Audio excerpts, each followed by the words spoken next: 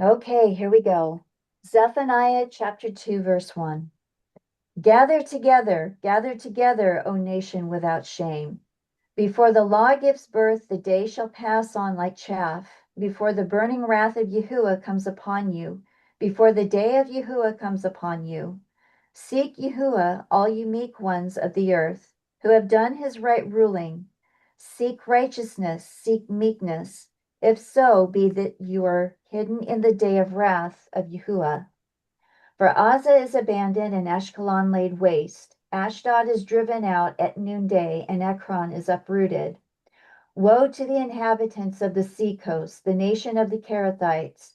The word of Yahuwah is against you, O Canaan, land of the Philistines, and I shall destroy you so that there is no inhabitant. And the sea coast shall be pastures, shepherds, meadows, and enclosures for flocks. And the coast shall be for the remnant of the house of Judah. They shall feed their flocks on it. At evening they lie down in the house of Ashkelon. For Yahuwah their Elohim shall visit them and turn back their captivity. I have heard the reproach of Moab and the revilings of the children of Ammon, with which they have reproached my people and exalted themselves against their borders. Therefore, as I live, declares Yahuwah Zebaoth, the Elohim of Israel, Moab shall be like Sedom, and the children of Ammon like Amara, a possession for weeds and a pit of salt and a waste forever. The remnant of my people plunder them, and the rest of my nation possess them. This is what they get for their pride, because they have reproached and exalted themselves against the people of Yahuwah Zebaoth. Yahuwah shall be awesome to them, for he shall make all the mighty ones of the earth to shrivel, while all the coastlands of the nations bow down to him, each one from his place. You too, O Cushites, are to be slain by my sword. And he shall stretch out his hand against the north and destroy Ashur, and make Nineveh a waste as dry as a wilderness. And droves shall lie down in her midst, every beast of the nation, both pelican and bittern lodge in the tops of her columns, a voice singing at the window, ruin be at the threshold, for the cedar work is exposed. This is the exultant city that is dwelling in safety, that said in her heart, I am in it, and there is none but me. How has she become a waste, a place for beasts to lie down? Everyone who passes by her whistles and shakes his fist.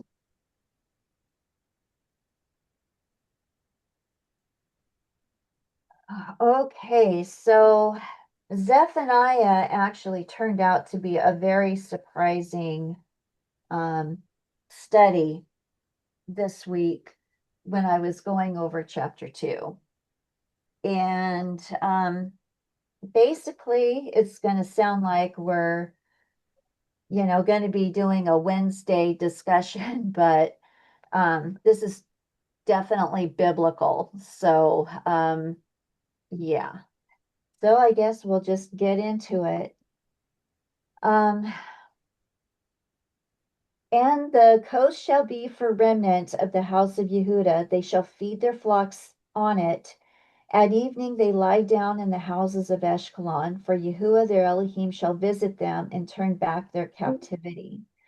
So after Yah has gone through and cleared out all of the Canaanites, the Kerethites, those living in the areas where Yah plans to plant his people again, um, this will be for basically for Judah. This is his portion of the land, and that they will be able to live there without having to worry about invasions of other people, or even of other beings.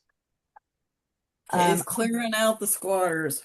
yeah, definitely. And I have a lot of scriptures with that. So I'm just going to give them to you, but they're for you to look up on your own. Um, so I've got Psalm 126, 1 through 4, Isaiah 14, 1, Jeremiah 3:18, and 23:3. Exodus 4:31. Obadiah 1:19. Isaiah 11:11. Jeremiah 31:7. Micah 2:12. 4:7. And 5:3-8. Genesis 5:24. Luke 1:68 and 7:16. Zephaniah 3:20.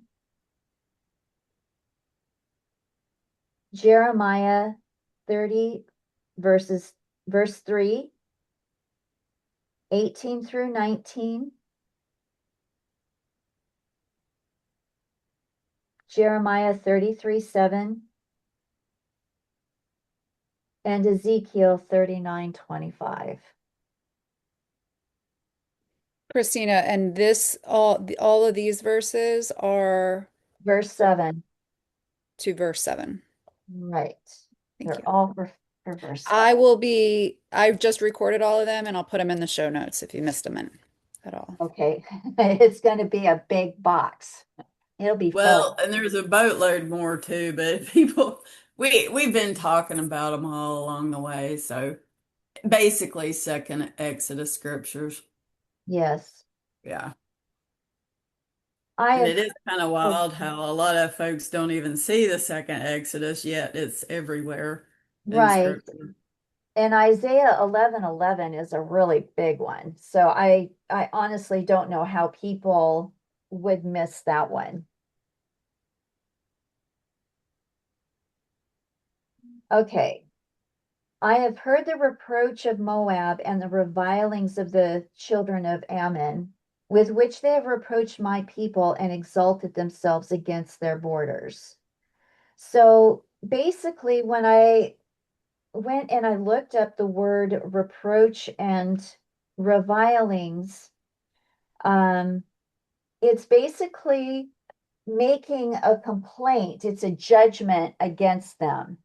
It's unreasonable. Um, Kind of like what we see today, right? Um, oh, where did it? Here we go. So let's see. Reproach. This is what it says. It's to censor in terms of contempt.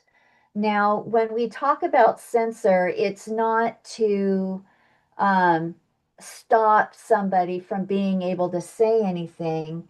In this case, censor means to judge, and to judge in terms of contempt, to charge with a fault in a severe language, that which is the cause of shame or disgrace. So they're really railing about the Israelites or to them. And censure, Censure, to judge, it is the act of blaming or finding fault in someone. And it ends with a judgment that condemns.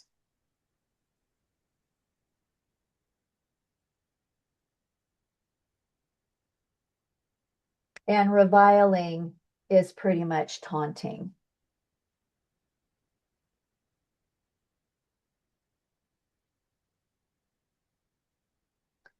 And I kind of think, so Ammon and Moab are Lot's daughter's children, well, his children too, and they're kind of like Edom, and there was a severe jealousy going on there because they were also descendants of Abraham.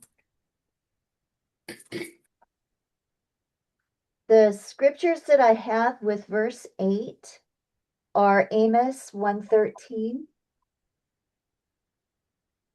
Psalm 83, 4-7,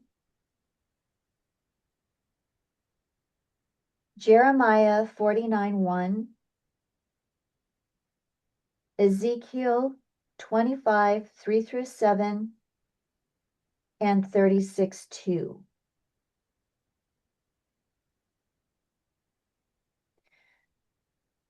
And then in verse 9, therefore, as I live, declares Yahuwah Zebaoth, the Elohim of Israel, Moab shall be like Sedom, and the children of Ammon like Amara, a possession for weeds, and a pit of salt, and a waste forever. Christina, I'm sorry. Can I stop you one quick Yes, second? yes. Back to verse 8 and your references. What was the chapter in Ezekiel, please? I have 25, 3 through 7, and 36, verse 2. Thank you. Mhm.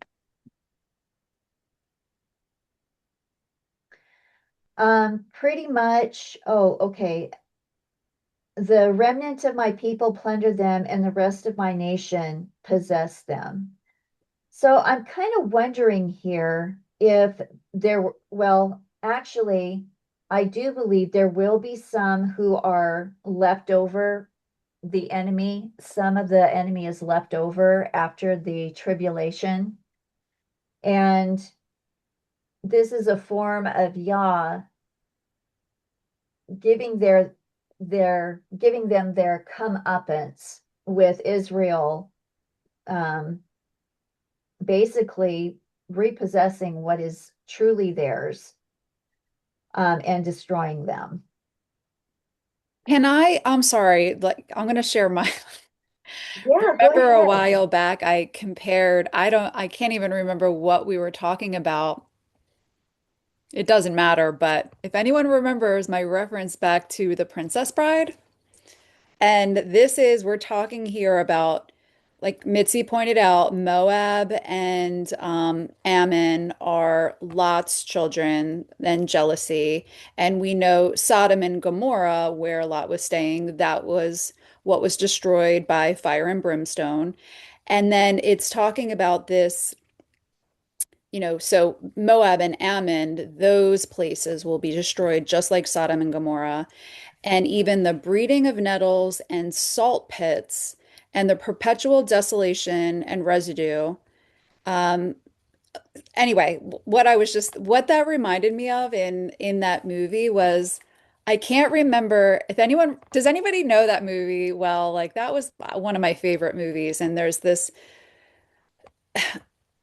it's the Prince Wesley and okay, so Heather, you might need to help me out here. Okay, so Prince Wesley is rescuing Princess Buttercup from this evil king, and they basically have to go through the wilderness. And they go through this area, and I wish I could remember the name of it. It's like this forest of, I can't remember what it's called, but it was so scary when I was little. It was like the scary part of the movie. And they're going through, and there are these like pits of bubbling, boiling water, like fire pit. Like that's what Heather wrote in the note in the chat. But also there are these like rats, huge, gigantic, like human, like huge rats that come up and like to attack people. I just think that's interesting because Christine and Mitzi know where we're going right now. So I just needed to say that. I'm gonna look at the rodents of enormous size. Yes, that is what it is. Thank you, Heather. Um, and Christina, yeah, when in Isaiah 11 and verse 11, when was the first time the remnant was get regathered? Uh, It so the second Exodus and the regathering is right at Yahusha's return. So it's future, right? yeah, The end, basically the end of the Great Tribulation. but Does that make sense? when was the first time? Oh, the first Exodus, Moses and Aaron bringing, and what, Egypt, bringing them out of Egypt. Oh, okay. Yeah.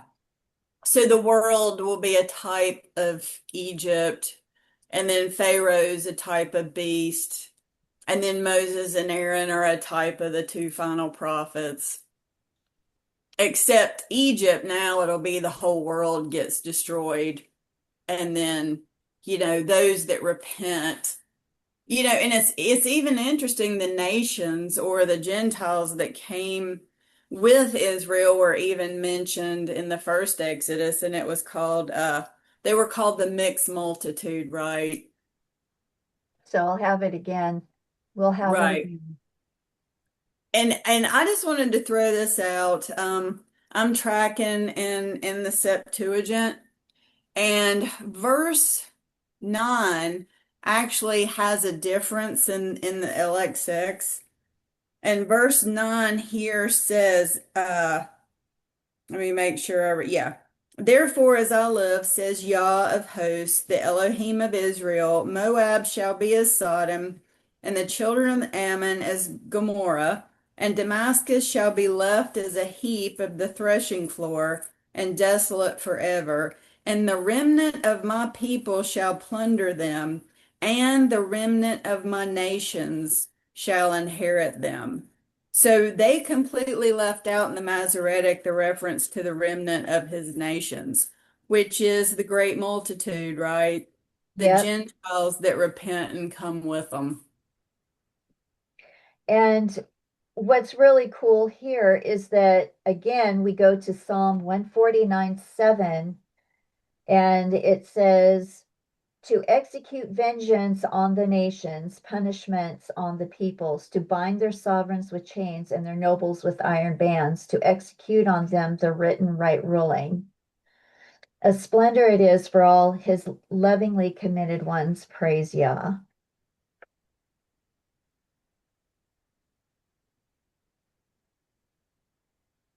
And of course, there are going to be places on the earth after Yah is finished. There are going to be some places that are basically a wasteland. I don't know if that'll be forever or Yeah, until. there's scriptures that talk about that eventually they're going to reproduce so quickly in the millennial reign that they won't have enough room, and that's when Yah sends the Gentiles back out to their Original areas on earth, lands. and then they rebuild the ruins there. Yeah. So the scriptures that I have with that are Isaiah 11:14,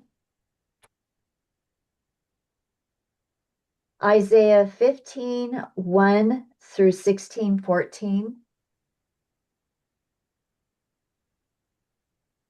Isaiah 25:10, Jeremiah 48:1 through 49, verse 7, Ezekiel 25:1 through 26:1, Amos 1:13 through 15, and 2:1 through 3,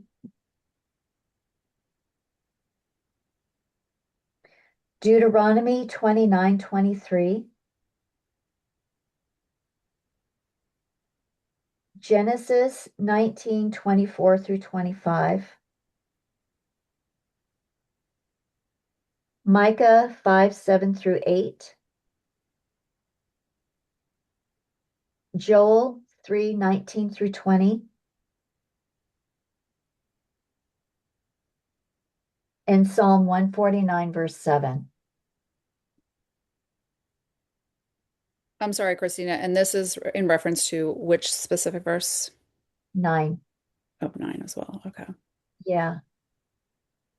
Wait, okay, so Christina, if I'm not mistaken, were you reading from the Septuagint last week?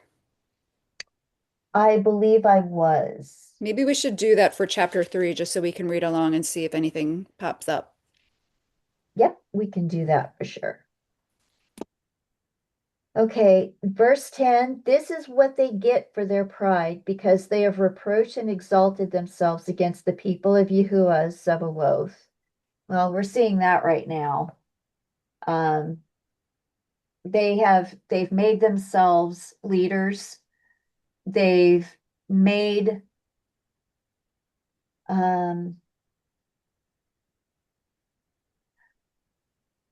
they've made for themselves jobs, if you will, for lack of a better descriptor.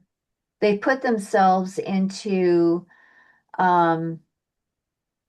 positions that they were never voted on, or they just made them up and just went on with their agendas. And we've seen that all over the land.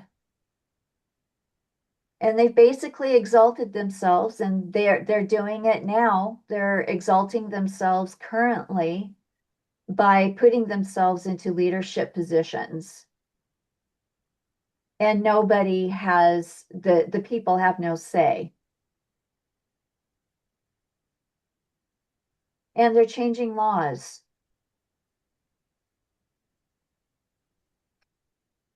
to benefit themselves and their agendas. And while they do that, they reproach the people by when the people come to complain, they shut them down. And while they might not be, well, actually, there's been a few times where they were publicly reproached. In some of the town hall meetings, I don't know if you guys remember that there was one that was against a data center, and they told them to just grow up, and then they went off into another room and they voted it in without listening to the people. Things like that. And of course, people who commit horrific crimes against the innocent only get a very limited time within prison, and then they go back out. It's like the people who sin just don't, or commit murder or heinous acts against another person, they're not serving a fair sentence for what they've done.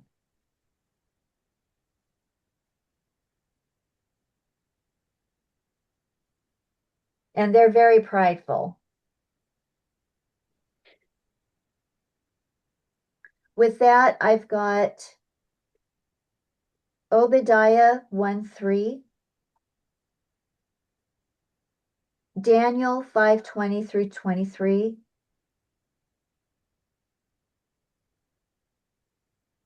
and Isaiah 16:6.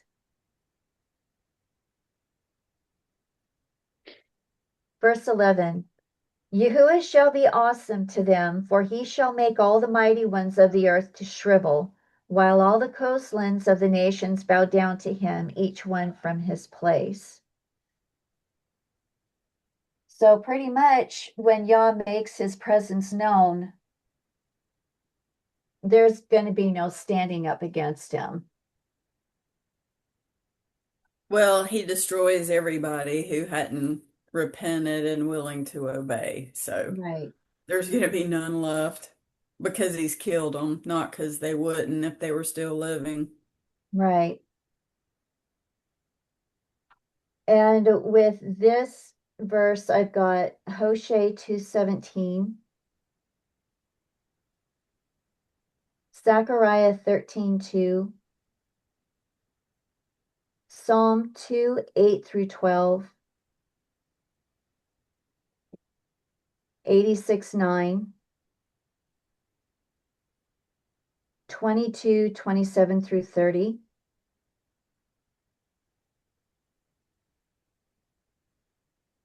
72:8 through 11, Malachi 1:11, Psalm 97:6 through 8,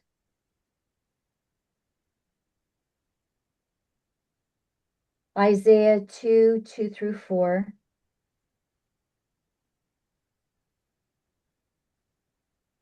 Isaiah 11:9 through 10,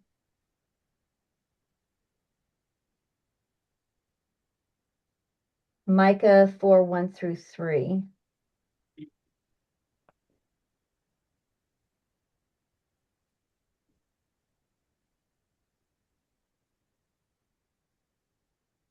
Okay, so I'm pretty much going to lump 12 through 15 into one.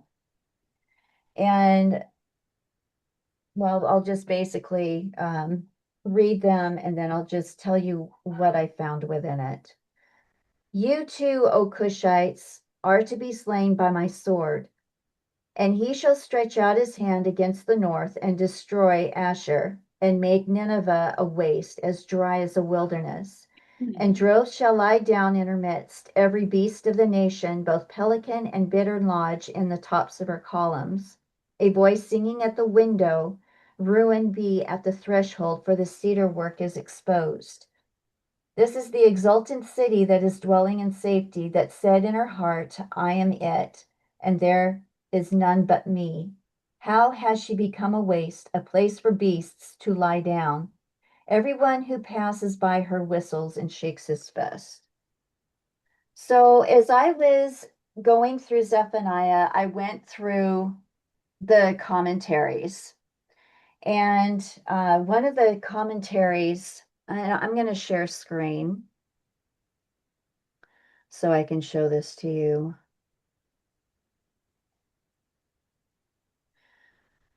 Let's see. Oh, and I was going through the commentaries, something caught my eye, and I had to look at it.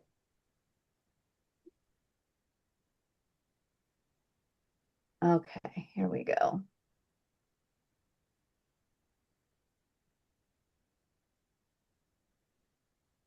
And I started to realize that there was something here.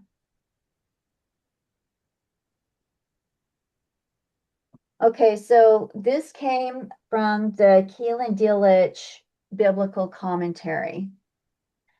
And as I was reading through this, and let's just go ahead and read it up to the part that I have highlighted. Nineveh is not only to become a steppe in which herds feed, Isaiah 27:10, but a dry, desolate place where only desert animals will make their home.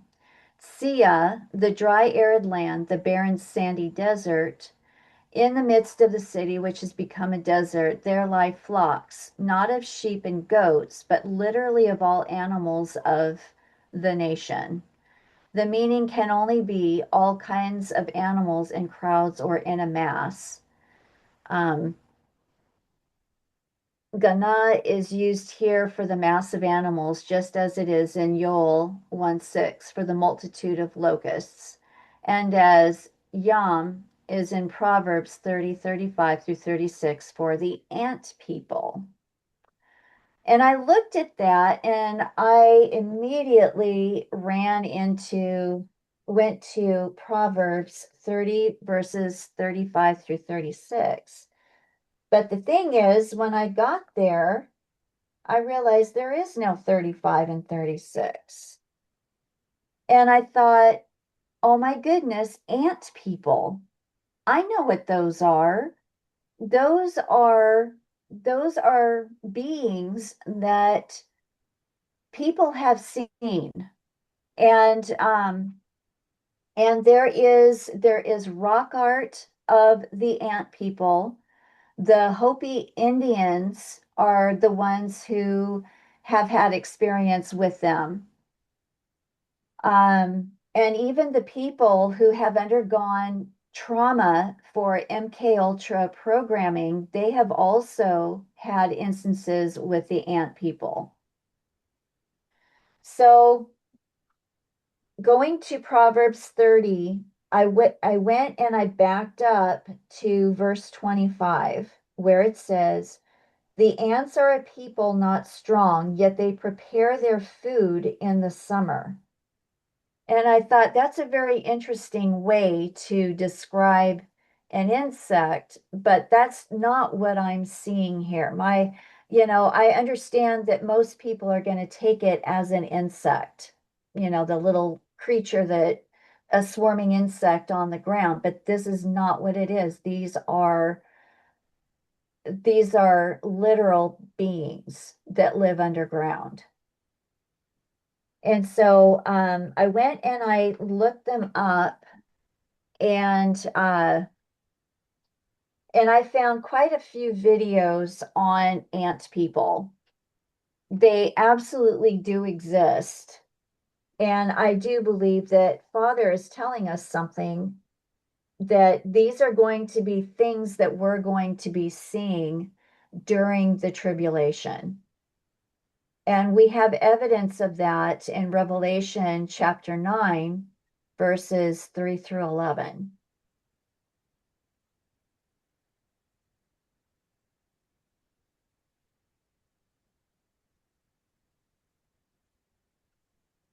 And if anybody else has anything that they want to add to that, go for it. I think Isaiah 13, if you start in verse 20, it talks about, interestingly enough, it talks about Babylon being overthrown as Sodom and Gomorrah. So you have Babylon and also Ammon, and what we're referencing here. Verse 20, it will never be inhabited, nor will it be settled from generation to generation, nor will the Arabian pitch its tents, nor the shepherds make their sheepfolds, but same reference here, verse 21, but the wild beasts to the desert will lie there, and their houses will be full of owls, and ostriches will dwell there with wild goats. And if you look at it in the original Hebrew, and then owls, the screech owls, right? The sirens, and satyrs shall dance there. And satyrs are, of course, half man, half beast. So that's more evidence of what kind of beast it's talking about once Yah destroys it. What's really interesting is when I was, looking up the ant people, it occurred to me that there are many videos coming out these days uh, which show strange looking beings at night. And I do believe that, and I can't remember where, I think it's in Revelation, where it talks about man being destroyed by beasts when when he's out in the wilderness. He's literally destroyed by them. And I don't believe that he's talking about wolves, and I don't believe he's talking about bears.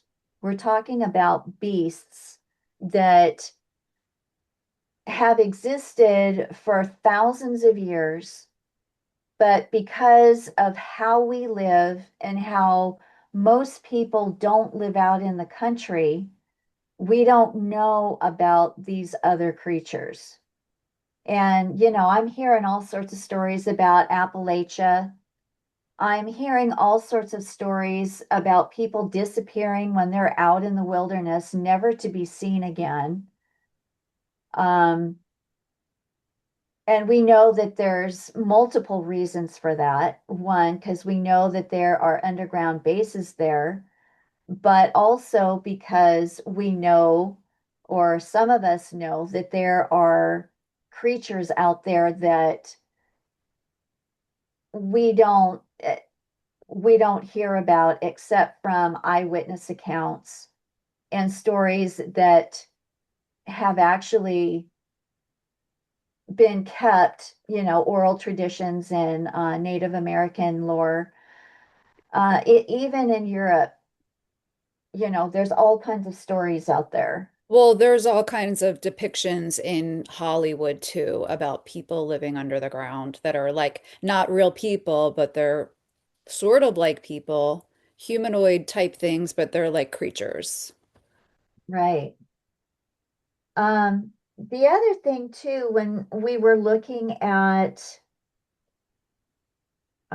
Proverbs 30, going into verse 26, My version says the rock badgers, but others say rabbits. Well, we also have depictions of these rabbits in movies as well, like Danny Darko, where this rabbit about time, right? And this, And Alice in Wonderland as well. yes, The rabbit and Tom. yes. And then in verse 27, we've got the locusts have no sovereign, yet they all go out in formation. Well, in Revelation chapter 9, we have locusts coming up out of the pit. And I do believe that these are a type of insectoid, ant people, what have you, coming up out of the ground. And I know that before, having a better understanding of what's been going on in the world, I always thought that, these were armies of people, strange looking people, just are dressed in weird clothes coming up out of the ground, military. But that's not it. There are actual creatures that live underground. And what's interesting, going back up to 26, it says that the rabbit, they make their homes in the crags. Well, we know that the rabbit took Alice down the hole. Christina, I'm sorry, what book are you in? I'm you in Proverbs chapter 30, verses 25 through 28. Oh, okay, because the LXS has a lot of different things in it. Oh, let's Yeah, hear it. That's why I yeah, was confused. yeah. And I'm sure I'm reading out of my ISR, but we also know that they change the animals in there as well to hide it. So, and Carolyn, do you mind reading verses 24 through 38? yeah, He that cast off father and mother and thinks he sins not, the same is partaker with an ungodly man. 25. An unbelieving man judges I rashly. think it might be off. Sometimes that happens with the Septuagint, like it doesn't align perfectly. yeah, I'm reading Proverbs 25 and in the LXX, and it says, the ants are weak and yet prepare their food in summer. The rabbits are a feeble race who make their houses in the rocks. The locusts have no king and yet march orderly at one command. And then in verse 28, and the eft, which supports itself by its hands and is easily taken, dwells in the fortresses of kings. That's weird. What is an eft? Are you in Proverbs 25 by chance, Carolyn? No, I'm in Proverbs 30. I started reading 24. Yeah, mine does not. Mine talks about the ants as well. Yeah, so does mine. Are you looking at the hardbound? Let's see, I'm in the Septuagint. No, it's not a hardbound. The Researcher's Library of Ancient Texts, Volume 3, 1851 translation. But that's interesting. That is. Oh, that's way off. Yeah. Yeah. That's Wonder- happened to me with certain books where I was trying to I think I was in Jeremy and it was like not Jeremiah and it was not aligned appropriately. Um anyway, yeah. Or what uh can you well, you don't have to turn on your camera. That's okay. That's just interesting. I can turn it on if you want to see it. Yeah, I didn't want to ask you to do it if you're not comfortable. I don't know if you can see it with okay, here we go. Okay, I don't have that version. Yeah, I don't have that version either. Oh, interesting. I have this one, but I also have another one that Christina has, which is just smaller print. It's a little harder to read, but Now, I know before I've seen that it's been off a couple verses behind or ahead when it came to comparing the King James 1611, but to be completely different, wow.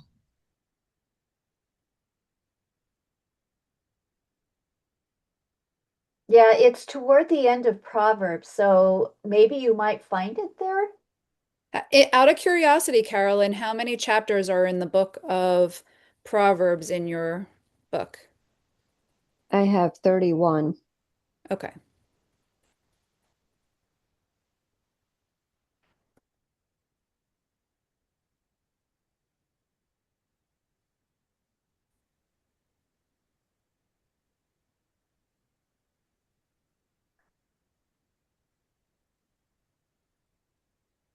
And so going back to this, Mitzi, do you want to talk about 28? Because I mean, that was really good.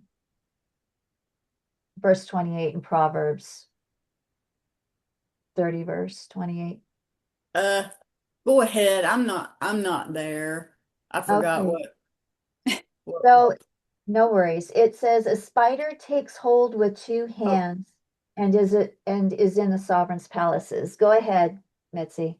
oh yeah. Okay. And I just yeah. Oh, no, no, you go ahead. I was going to mention too in Isaiah 13:22, in case anybody thinks this is just completely crazy, where it talks about satyrs shall dance. It also talks about dragons and their pleasant palaces. So, you know, um, obviously these animals exist or whatever, the beast. So that's pretty neat. But yeah, in Proverbs, so where we were going with all of that is the rock badgers are feeble folk, right? The uh rabbits, and they make their homes in the crags. And I just wanted to mention this too. I kind of think we went over it, but in Zephaniah 1:6, if you look at verse 6, it talks about they put shelters, but if you look at the literal, it means excavations underground, huts. So underground caverns, basically. And that's what Christina's been talking about. Like these underground dwelling beasts, which are part man, part, animal. So, and anyway, and then she brought up Proverbs, and then the locust have no king, right? And the spider, but if you look at spider and Proverbs 28, 30, 28, that word is not spider, but it's lizard. Or, and of course, our mind went to reptilians, skillfully grasped with its hands, and it is in kings' palaces. Well, you know who the rulers of this world are. It's crazy, but it's right there. Yep. And the Strong's number for spider is H8079. And the word is smamit, and it says a lizard. Yep. And mine actually says Mitzi, it. what was the reference that you just read about the satyrs? Oh, that was in Isaiah 13, verse 20. Thank you. And then or was it 21? And then verse 22 talks about dragons. Yes, satyrs, I'm sorry, Isaiah 13, 21. Okay. But Isaiah 13, 20 through 22 is the same thing, talking about overthrowing Babylon like he's going to do to Ammon, to the children of Lot as Sodom and Gomorrah. It's the same thing. And he's telling them what's going to dwell there from that point, you know, which is these crazy creatures. So I just want to bring up, like, we were sharing in Discord that, the four different types of aliens that our government has revealed is there are four different kinds of aliens, guys. And it's so interesting that back then, back when these books were being written in our canon and, and in our uh, apocryphal books, there was no concept of a globe at that time. So that's what I mean. I just think of how we have been programmed to think about aliens. There are these little things with these big eyes, and to us, they we've been programmed to believe that they're aliens from outer space. But for people that have no concept of aliens from outer space, if they saw something that resembled something like that with the big head and the big eyes, I think they would think of them more like an insect. And I just think, you know, our government having suggested that there's four different types of aliens. Um, it says right here in verse 24 of Proverbs 30, there be four things which are little upon the earth, but they are exceeding wise. And I just want to read from the Septuagint. It reads, and there are four very little things upon the earth, but these are wiser than the wise. The ants, the rabbits, the locusts, and the lizards. And I mean, in the Septuagint, it says eft, but like Christina and Mitzi were talking about, that word is actually, it's only used this one time, and it's for the word, it's a lizard. And we went into the root word of it. And Christina, I don't know if you want to go into it, how Yeah, it has that sort of hypnotic sort of abilities. yes. That would be um, H8074, which is the word shamem, and it means to be desolate, be appalled, stun, and stupefy. So you could imagine, um, and of course, it's a long list, but you can imagine the people who have had contact with these unwillingly have been hypnotized, right? It's a form of stupefaction where, they know how to manipulate our minds, they know how to hypnotize. You know what else this is making me think of too is like it's what that is like a manipulation of your mind, right? And we know that they do that with their movies and their programming and all that sort of stuff. But also, I have been really thinking a lot about parasites. We talk about it all the time over in Discord. And what is that? That is, it requires a host, and then the parasite, it inhabits the host unknowingly and starts controlling its mind from within. And I just I've just been thinking a lot about how you can, in many different ways, open yourself up, basically creating a portal for demons to enter into you. And now you're a host for one of these demons to control you. I'm just sort of thinking about how that all kind of goes together. Yeah, they certainly didn't leave anything untouched, did they? And that's why the angels, after Noah had asked to have these demons removed, because it was already affecting his family, that the angels had given Noah herbs in order to be able to counteract these parasites. So, and that's why they hide all of this from us. So then we cannot take care of ourselves. So it's just, yeah.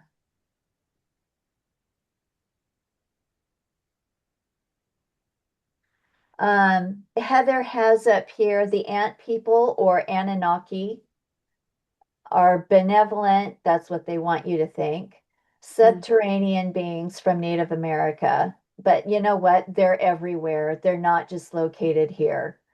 specifically Hopi mythology, who sheltered and protected early humans during the global, well, we'll say, earthly cataclysms.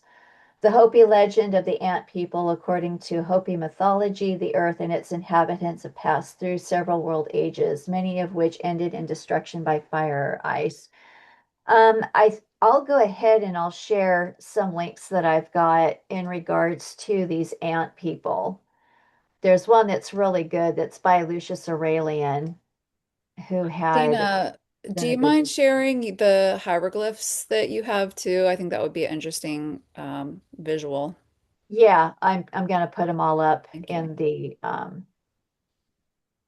in the chat. Actually, do you mind if I just share that one picture? Yeah, go I'll ahead. share a screen with what you shared earlier today. Yeah. Let me see if I can find it real quick. You know, Heather, I even thought about that, if the ant people did protect some of the Indians. And I thought, because I agree, I don't think they're benevolent. I think they want us to believe that. But by the same token, they do whatever Yah commands, right? So if they were commanded to protect some people in their caverns, they would do it, you know. So I've wondered how but then again, are they even telling the truth? Who knows? But Yah is sovereign over all of creation. So even Satan has to do what he says. Yep. I mean, this is like a modern depiction. You guys can see my screen, right? Yeah, Okay. yeah. Like modern depiction here, and this almost looks like AI or something, but these are actual like, you know, Hieroglyphs. yeah, Yeah. that have been That around one on the for. lower right looks like Spider-Man, kind of. He just needs a Yeah, cape. right, it does. I'm Yeah. sure that was inspiration. Yeah, Do you want yeah. to share, do you also want to share that picture where it shows them wearing the Hopi wearing the Oh hat? yeah, let me see if I can find that real Yeah. quick. It's been a long, long time ago, but I did see a video where people have actually seen these ant people in the Grand Canyon, and they went past where some things had been boarded up. But I believed it at the time because I had just come into flat Earth, and I'm thinking, well, what else are they hiding from us? So I think people have seen them for sure. And wouldn't you know that they were in the Bible the whole time? Yeah. And then whenever somebody puts spider instead of lizard, they're up to something. Nobody confuses a lizard and a spider, you know. So they're always trying to hide stuff. I just want to And share this. Now, if you just search the word alien, this is what comes up. So, the point I was trying to make is they have the antennas on their heads, right? Like I was trying to find this, but like, oh look, yeah. it's always like humanoid, like monsters that like look like a human body, like if with like a scary Well, insect. that one below where that looks like a locust, doesn't it? Yeah, Yeah, it does, doesn't it? yeah. But and I believe that there are variations of them because people have taken photographs of what looks like a humanoid creature with four appendages, two arms and two legs. And but the legs, when they're on all fours, they look like that of a grasshopper. This is where they make them look cute. But Yeah. look, they look But like yeah, they have hands. antennas. Yeah, They you're have right. antennas. Yep. Yeah.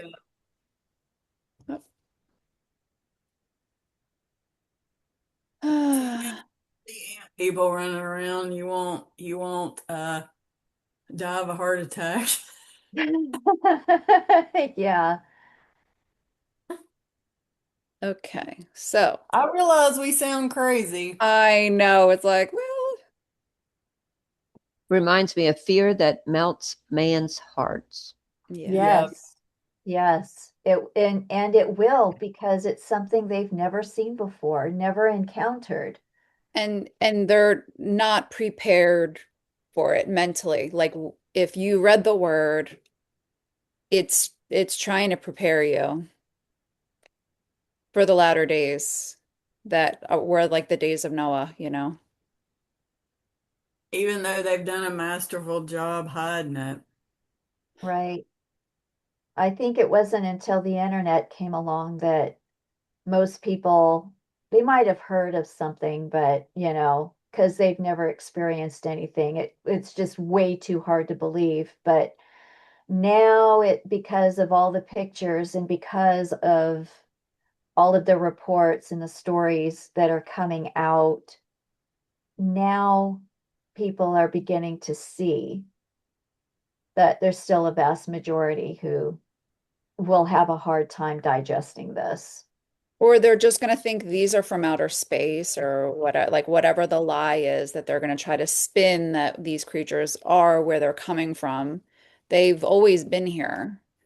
Um, and Yeah. yeah, who knows how they're going to Yeah, spin I this. think their spin is they're aliens from other lands. Well, if you realize the Earth is flat and we're under a hard firmament, then that's not going to work for you anymore. Hey, do you remember where in the LXX, and I know I spoke to you about it, but we found the word alien in there. Oh yeah. Where was And that? We were hoping you would remember, Mitzi. yeah, because I looked for it and I'll be doggone, I could not for the life of me find it, but it Was was it Hosea? Hoshe? ooh, well, let's take a look. Uh, Um, Wait a minute. Let me. I'll tell you, it's been, yeah. And I thought for sure I had recorded it in my scriptures, but somehow I must have failed to do that because I've not been able to find it again. Um, so when they talk about aliens, looking at what's happening in the world today, we know that alien means foreigner, right? But because of the timing that we're in today, I believe they took that word and they made it sound like it was extraterrestrial off off the earth. So when the word alien is mentioned, the first thing that comes into your mind are creatures in spacesuits.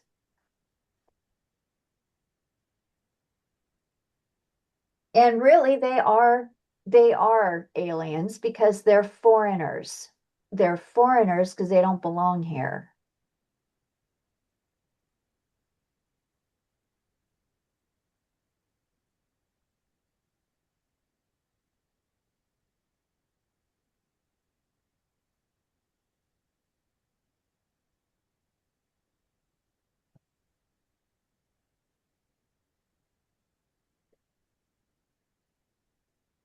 And okay, so the other thing that I thought was interesting is that in verse 14, and droves shall lie down in her midst, every beast of the nation, right? That beast I am equating to these aliens slash foreigners. Okay. Um, Both pelican and bittern lodge in the tops of her columns, a voice singing at the window, ruin be at the threshold, for the cedar work is exposed. So what comes to my mind here is that Yah has exposed the foundation of their underground bases, right? And he has utterly destroyed them because we read that before. I believe that was in Habakkuk, right? Because in Habakkuk, it says, let's see,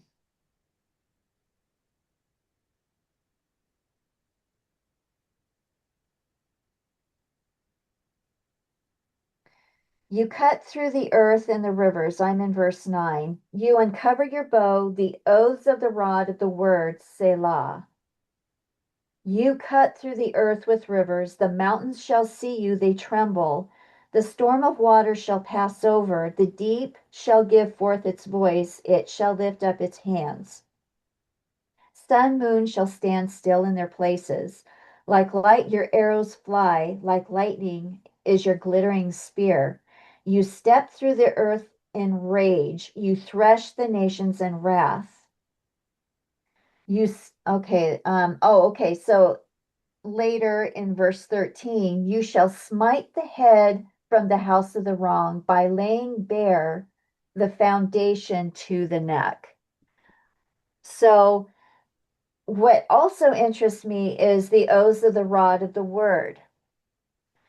Linda, do you remember that study that you had done on the bow, where Jacob's sons could not go after Esau? Yes. There's an order, right? Yeah. Well, I believe that this is Yah's order. This is his revenge against these things, the enemy. It's not for us to kill, it's for him because these are the ones that came against him. Yeah. And Yahweh goes before Israel. Yes.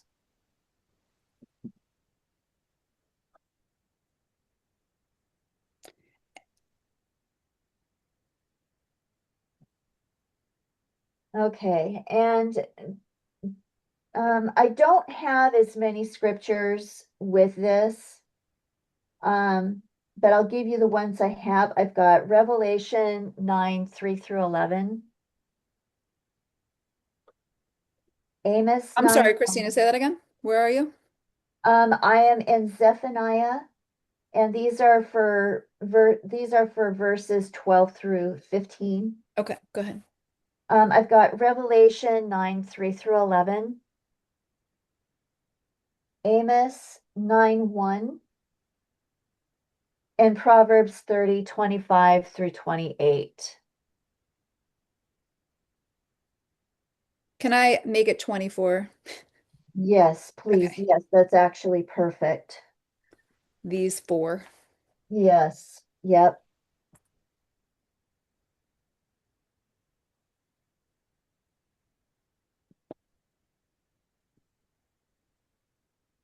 Okay, shall we proceed into chapter 3?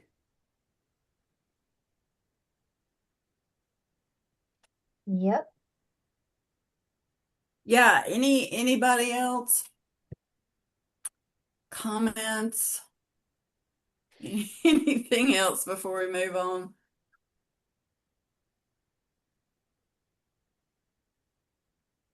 Shock and awe. Kimberly, I'm just reading her last note that, I mean, we were talking about this, and that is like, I mean, same. You, if you don't mind, I'll just share one other verse that, because, okay, Kimberly, if you don't mind me reading your comment, says, this is wild. We're talking about this. Now I want to go back and look up every single word that sounded simple with our current understanding. And so, yeah, totally agree. Um, I know I'm almost like, "Ugh." I'm like scared to share it because it's like people. It's gonna sound crazy, but I mean, now that we just read all that, having so much context and references for it, uh, I'm just reading Deuteronomy 144 differently now and considering. And the Amorites which dwelt in the mountain came out against you and chased you as bees do and destroyed you in Seir, even unto Hormah. So what like a lot oftentimes you hear about people dwelling in the mountains and they're living on the mountains. But now I'm like, these Amorites, are they dwelling in the mountain, like within the land, like underground, coming out against you and chasing as bees do? Um, it's like an insect chasing you, you know? I'm just reading that differently now. And then Jubilees 34:5, and they announced this to Jacob, saying, Behold, the kings of the Amorites have surrounded thy sons and plundered thy herds. I was just Like, are they coming out and like just like eating their herds? Like, is that what they started with? I don't know. I'm just there, and there's other verses too that I found that I haven't even we just started compiling this information today. So, yes, can't wait to have further discussions on this subject. Well, it's like the yellow jackets that live in the ground. Yeah. Yeah, true. But Amorites are Nephilim, and we know the Nephilim. You know, Abraham bought the plot of land to bury Sarah from a fella. I don't. Some say half man, half goat, half man, half deer. But the point is, he was a satyr, right? And that's what these satyr means: half human, half some kind of animal. And obviously, insects are, these are real things. And So, I keep thinking of, was somebody just talking? I don't want to talk over someone. No, go ahead, Linda. I was just thinking about the Rothschilds parties and Oh, how they always dressed up as they're just in regular old clothes and they have on some sort of, deer head, yeah, and that was in the or movie Disclosure, and yes. that was in or whatever Barack Obama's movie was, deer And specifically. isn't it in like Eyes Wide Shut or what? Not it's in one of those other movies with Nicole Kidman and I think maybe unless I'm getting confused. I'm terrible with like celebrities and movies and stuff like that. But I know those pictures are so creepy of those Rothschild parties. They're so creepy. Well, they're mocking us because they know that junk's real. Well, they're I, also worshiping, I think. It's like a yeah, form of worship. yeah. what's really interesting too is that thanks to the video that Carolyn shared, those deer represent those creatures. They're meant to, they're using them in place of the real creature because it would scare the crumb out of us. And Oh, so, right? yeah. So instead of showing up as their real form, they come in the form of an animal that we're familiar with and won't freak us out. Wait, I Did don't you know what you're guys? talking about right now. Okay, so in the movie Disclosure where they use deer. I didn't watch the movie Disclosure. Oh, okay. Well, there's several movies where the deer show up, right? There's Well, it's uh on the trailer. They're looking outside, and there's like a herd of deer Oh, standing in the right. yard. And there's actually several movies that are depicting that, and they just came out recently. Um, well, but maybe not, but one with Julia Roberts and whoever, Ethan Hawke, when they go out onto Long Island or something for their vacation. oh, Leave Everything Behind, the one by Obama. Yes, Yeah, yes, that one. I didn't see Yeah. that one either, but I I saw the didn't previews. either, but the picture showing the movie has a deer standing in the middle of the road. Oh, yeah, I remember that. Yeah. right. And so that I'm starting to believe now is a representation of these animals or of Wonder these why they're creatures. using a clean animal. Yeah, why would they do that, right? Well, because um deer are typically thought of as cute and Gentle, yeah, benevolent, Harmless. Harmless. right. Yeah. harmless. So that's why they would do that. And rabbits, right? So um yeah, that very interesting. Very now when I look at these movies, I oh my goodness, now it's like it's all coming together. Yeah. Do you guys ever hear of, it was a Netflix series and it was back in 2021 and it ran through 2024 called Sweet Tooth? I've heard And of that. it featured hybrid children who are part animal and part human. They were navigating a post-apocalyptic world while being hunted by humans who fear them. And it's centered on a young deer boy. So Oh, essentially, the premise is 10 years after a pandemic, which they called it the sick. killed most of humanity and hybrid babies with animal traits began to appear. Yeah. that was See it, Tracy? I'm sorry? Did you see it? I think we watched maybe the first season. So, and the trailer is it ends where it began. Sweet Tooth with this little boy with antlers. So that's called Sweet Tooth on Netflix, if anybody wanted to go back.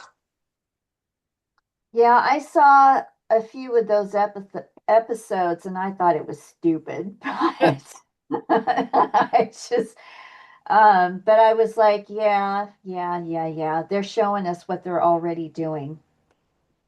And probably what they have been doing for quite some time.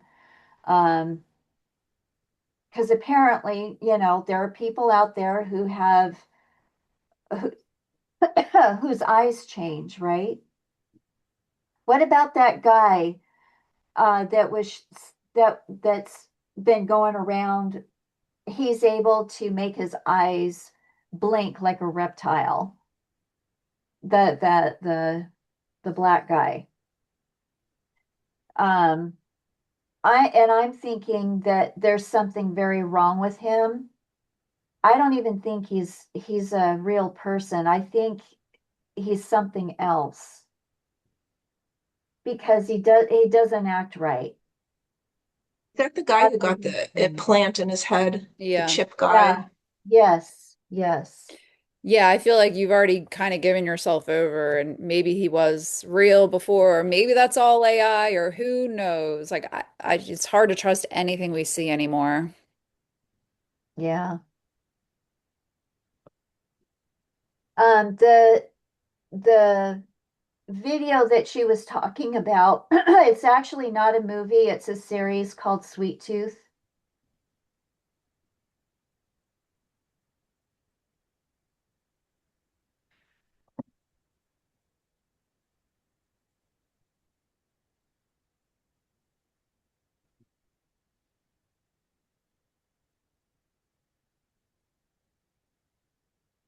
Okay, anyone else have anything on chapter 2?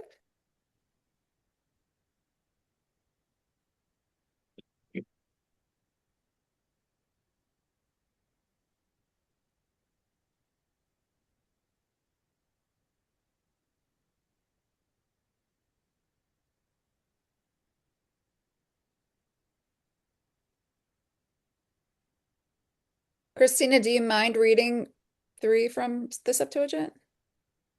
Sure. Let's go ahead and read chapter 3. Sorry, I have to get there. I've been reading out of my. Yeah, I know. I was like, I don't have tabs, so I need to get some tabs on my Septuagint. Yeah, I'm gonna have to do the same thing because it's harder to find in here. And oh, here we go, Zephaniah. All right. From the Septuagint, chapter 3. This is the scornful city that dwells securely, that says in her heart, I am, and there is no longer any to be after me. How is she become desolate, a habitation of wild beasts? Every one that passes through her shall hiss and shake his hands. Alas, the glorious and ransomed city. The Christina, dove, I'm so sorry to interrupt you. Do you mind saying the verse as you're reading along? Is that too much to ask? verse 2. No, it's no problem. The dove listened not to the voice, she received not correction. She trusted not in Yahuwah, and she drew not near to her Elohim. 3. Her princes within her were as roaring lions, her judges as the wolves of Arabia. They remained not till the morrow. 4. Her prophets are light and scornful men. Her priests profane the holy things and sinfully transgress the law. 5. But the just Elohim is in the midst of her, and he will never do an unjust thing. Morning by morning, he will bring out his judgment to the light, and it is not hidden. And he knows not injustice by extortion, nor injustice in strife. I have brought down the proud with destruction, their corners are destroyed. I will make their ways completely waste, so that none shall go through. Their cities are come to an end by reason of no man living or dwelling in them. 7. But I said, but do you fear me and receive instruction, and you shall not be cut off from the face of the land for all the vengeance I have brought upon her. Prepare you, rise early, all their produce is spoilt.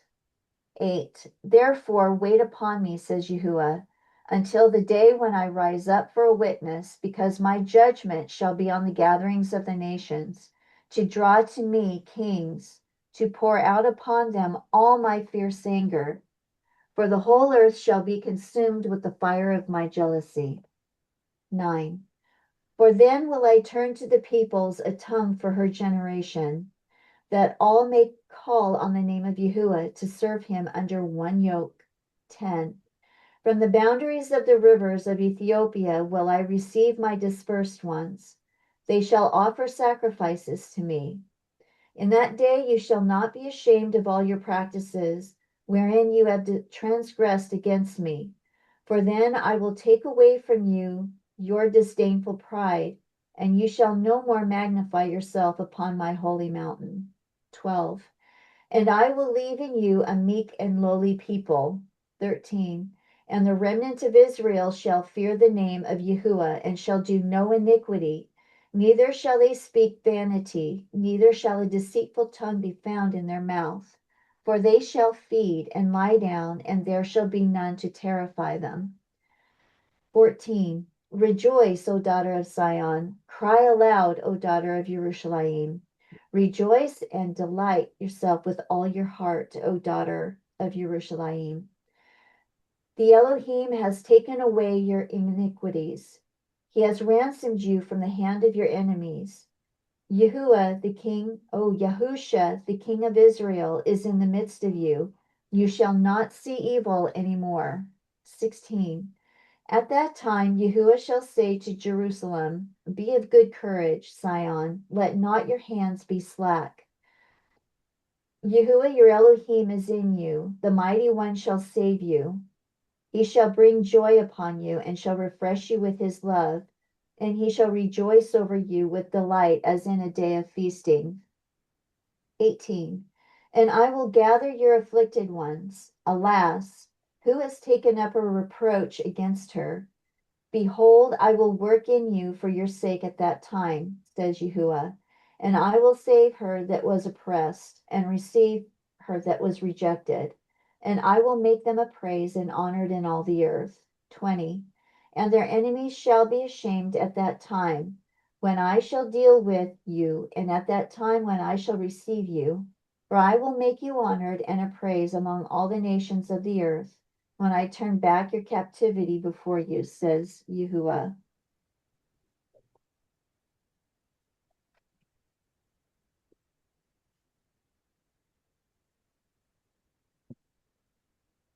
Thank you for sharing the verses as you were reading. It was very easy to lose track. It's very different than the King James anyway. Yeah. Yeah, I can see how you can lose track. I wish these were written in verses. It'd be so much easier.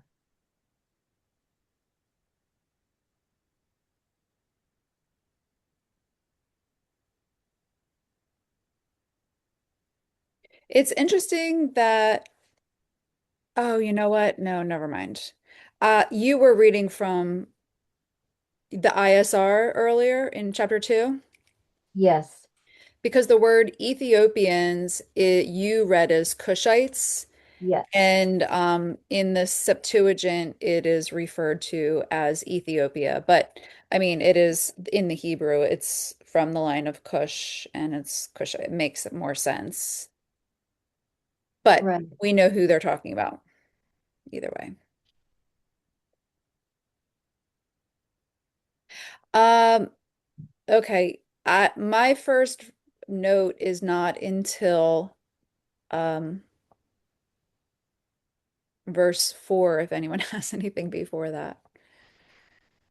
Well, I just want to say that Israel, or um Well, Israel, they didn't obey, they did not accept instruction, and just would not trust Elohim. And we see it all over the prophets, um, exhorting them to return to Yahuwah. And they just refused. It was Verse like, yeah. Verse Sorry. 2. Oh, no, it's okay. I was just gonna say, yeah, I completely agree. He's talking about them, but then, I was thinking about the Sadducees and Pharisees of the days of Yahusha. Verse 4, that just screams to me. So mine reads, her prophets are light and treacherous persons. And if you look up that word light in the Hebrew, it should read reckless. The word light is like a terrible translation, in my Yeah. opinion. Yeah. Mine says insolent. That's Yeah. better. Yeah, mine says reckless, treacherous men. And one thing that I want to say too is that it says here, her priests have profaned the placed apart place and they have done violence to the Torah. Well, we see that again in Luke 16:16, where um, where it says that they have done violence to it. And how have they done violence to it? They've trampled all over it. We see that today. And I guess it's easier for me to, um, because we live in the world today, we see how it is trampled, how injustice is meted out by the judges, even just by, the lower class people. You see injustice meted out. You So know, I was just going to say it's not just the judges that are meeting him out. It's just everybody, right? Just doing injustice. yes. So I'm just going to go and read Luke 16:16. The law and the prophets were until John, since the time of the kingdom of Elohim is preached, and every man, wait, is that Luke right? 16:16. That's what I was just reading. Is that right? The law, is that the reference? Because I had that too, but the law and the prophets were until John. Since that time the kingdom of Elohim is preached, and every man presseth into it. Is that the right reference? Let me go there because it says that they trampled all over it. Well, the other reference I was going to give is Oh, mine says here in Luke 16:16, the Torah and the prophets are until Yochanan. Since then, the reign of Elohim is being announced, and everyone is doing violence upon it. yes. Okay, you got last week or the week before or somewhere. I was asking for this. Presseth into it. Okay, I'm so glad that you found this. It commits violence to it, right? Isn't that basically what it is? And what you were just saying, Christina, there was somewhere I thought I thought it was Carolyn. I called her out last week, like, Carolyn, do you know what I'm talking about? Because it said somewhere that they were committing violence to, I don't remember what it was specifically, but when we looked it up in the Septuagint, it was saying to specifically the Sabbath. So my other reference for Zephaniah 3:4 is Ezekiel 22:26, which reads, her priests have violated my law and have profaned my holy things.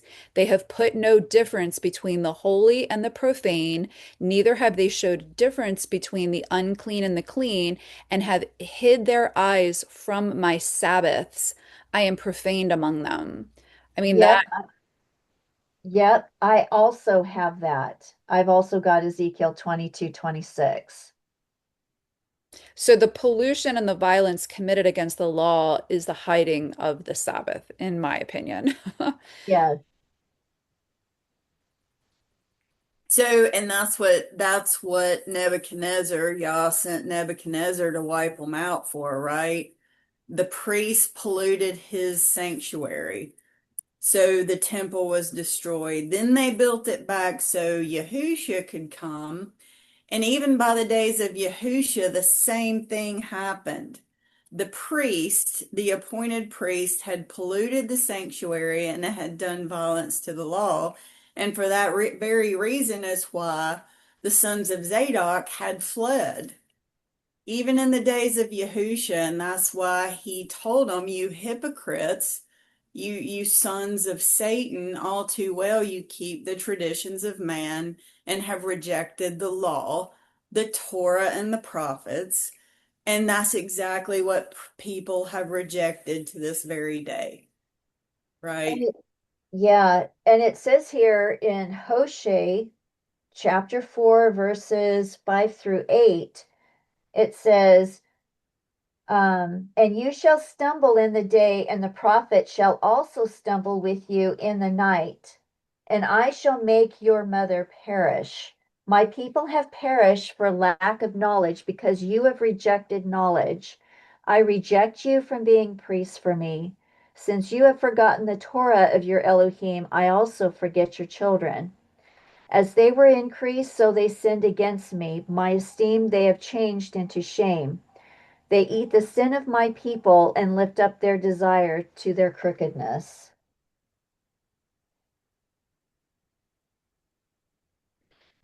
So, Mitzi, okay.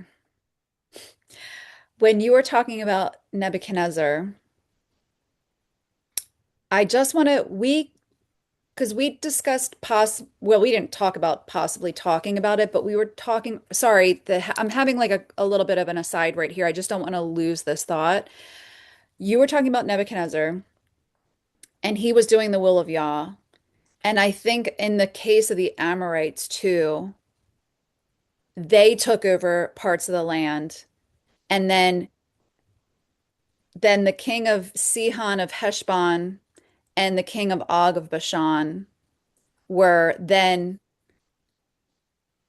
reclaimed by the children of Israel. But it was because the Ammonites, they already took over other parts of the land. That is like it's so clear to me now, like you saying that even foreign kings, Yah will like command them to take over and they do his will. And it's for the reclaiming in the end. I just want to just say that, and we can study that out a little further before we talk about what we were talking about this morning in Yeah. Numbers. Well, it's just like the principle of Yah has the wicked pile up wealth for the righteous. Mm-hmm. Wealth, land, however you want to spin it, right? And And appointing and of even the kings. beast, yeah, right. And even the beast will be doing Yah's will. In other words, punishing folks Yes. who refuse to worship him, to obey him. Everything is ultimately through and for him, Mm-hmm. his purposes. Mm-hmm. And that's what makes it easier to hang on. Yeah. Because, yes, even just like Joseph said to his brothers, you meant it for evil, Yah meant it for good. Right. I want to also add Ezekiel 13, 3 through 16. I mean, this is really good too. Say it again, the reference, Christina. Sorry. Ezekiel 13, 3 through 16. Thus saith the Master Yahuwah, woe to the foolish prophets who are following their own spirit without having had a vision. O Israel, your prophets have been like foxes among ruins. You have not gone up into the beaches, nor do you build a wall for the house of Israel to stand in battle on the day of Yahuwah. Their visions are false and their divinations a lie, saying, thus declares Yahuwah when Yahuwah has not sent them. Yet they expected the word to be confirmed. Have you not seen a false vision, and have you not spoken a divination of lies? You say, Yahuwah declares, when I have not spoken. Therefore, said the Master Yahuwah, because you have spoken falsehood and seen lies, therefore see, I am against you, declares Master Yahuwah. My hand shall be against the prophets. who see falsehood and who divine lies. They shall not be in the council of my people, nor be written in the record of the house of Israel, and they shall not enter into the land of Israel. And you shall know that I am Master Yahuwah, because they have led my people astray, saying peace when there is no peace. And when one is building a wall, see, they are coating it with whitewash. Say to those who coat it with whitewash, it shall fall. There shall be flooding rain, and you, O great hailstones, fall, and a stormy wind breaks it down. And see, the wall shall fall. Shall you not be asked, where is the coating with which you coated it? Therefore, thus saith Master Yahuwah, I shall break down with a stormy wind in my wrath, and a flooding rain in my displeasure, and a great hailstones in my wrath, to consume. And I shall throw down the wall you have coated with whitewash, and bring it down to the ground, and its foundation shall be uncovered. And it shall fall, and you shall be consumed in the midst of it. And you shall know that I am Yahuwah. So I shall complete my wrath on the wall, and on those coating it with the whitewash, and say to you, the wall is no more, nor those whitewashing it. The prophets of Israel who are prophesying concerning Jerusalem, and who are seeing visions of peace for her when there is no peace, declares the Master Yahuwah. And I'm kind of seeing that with what's going on with Israel and their desire to build this temple. And I am quite sure that that is going to be used to call out peace because they were told to build this temple. Well, we know it's a lie. I've not read anywhere in scripture that there is a third temple, with the exception of the one of Ezekiel. So if they build one, Yah just laid it out that he's going to take it down to the foundations and destroy it. It's just what I'm thinking anyway. If they manage to build it. I think they will ultimately, but obviously it's not Yah's temple. He has nothing to do with it. Right.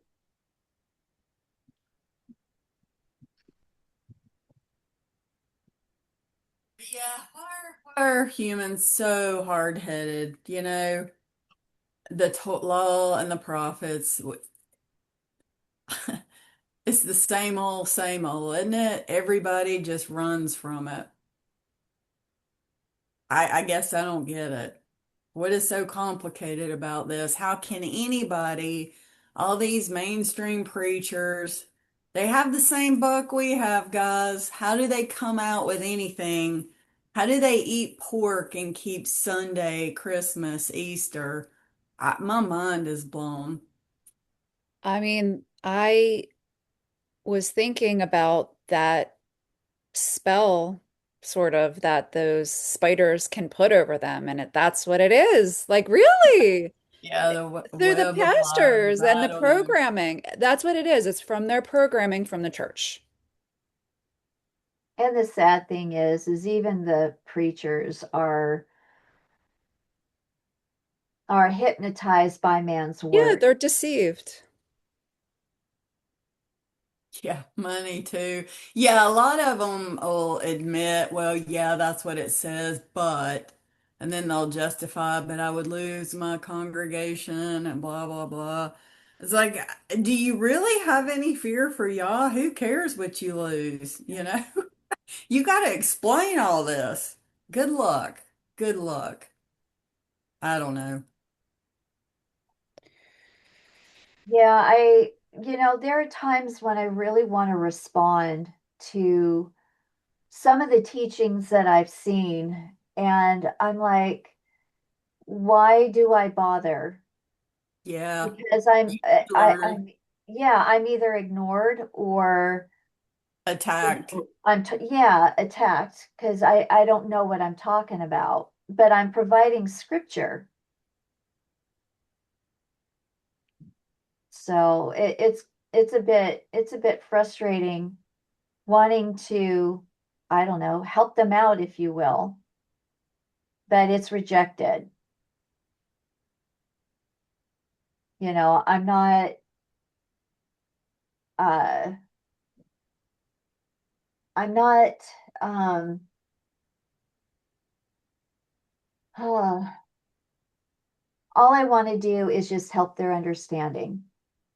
And it's really hard when somebody says, well, I've only been given so much understanding, you know, um, that's what I got to work with. Especially when you share and you ask questions about uh, when you're asking them, well, what about this chapter that says this, this, and this? All scriptures should agree. All of them should. You And they shouldn't just do. stick to one or two verses and uh you've made a whole speech about it, for the lack of a better word. And we do know that when scripture continually proves scripture, you know you've got to be on the right track.